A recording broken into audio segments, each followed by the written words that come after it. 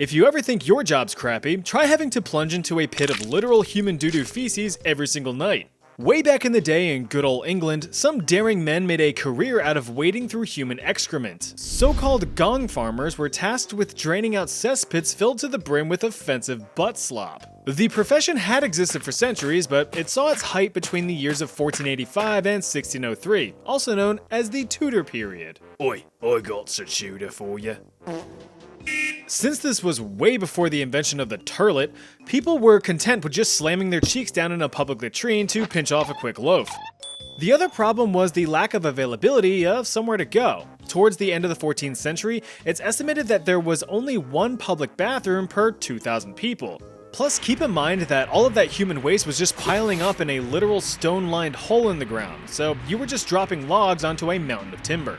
The local government, realizing that this horrid threat to public health was fermenting beneath everyone's feet, took action to allow the construction of private outhouses and latrines in residential areas, as a way to disperse the smelly sewage. It didn't work all that well. So with dookie levels rising, help was needed to drain the pits. Enter the gong farmer. The term gong deriving from an Old English term meaning to go. They were also referred to as the much more mysterious and cooler sounding title of nightmen, as the only time that they were allowed to perform their duties was under the shroud of night, and that really sucked. There were no flashlights, spotlights, or illumination of any kind. You just had to hope that the moon was shining brightly to light your way through the filth. The nightmen would enter these cesspits and drain the contents using buckets and shovels. Excrement was loaded into barrels and carted off to be dumped near the River Thames. Don't worry, it was used as fertilizer later. Maybe.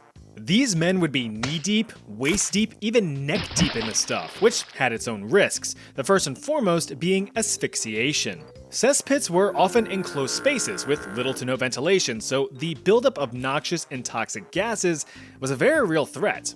Although rare, a gong farmer could pass out from a lack of fresh air and drown in the waste. Another risk was poor maintenance. Cesspits were typically drained as needed, which, depending on the size of the thing, could be up to 2 years between sloppy scoops. Since these pits just sat there and rotted, it was common for stone walls to collapse in on the farmers while they harvested their crops. Any scrapes or bumps would certainly get infected, which could only lead to a painful death. But these high risks were met with high reward. Since the job was less than desirable, gong farmers made quite a healthy living, about 6 pence a day.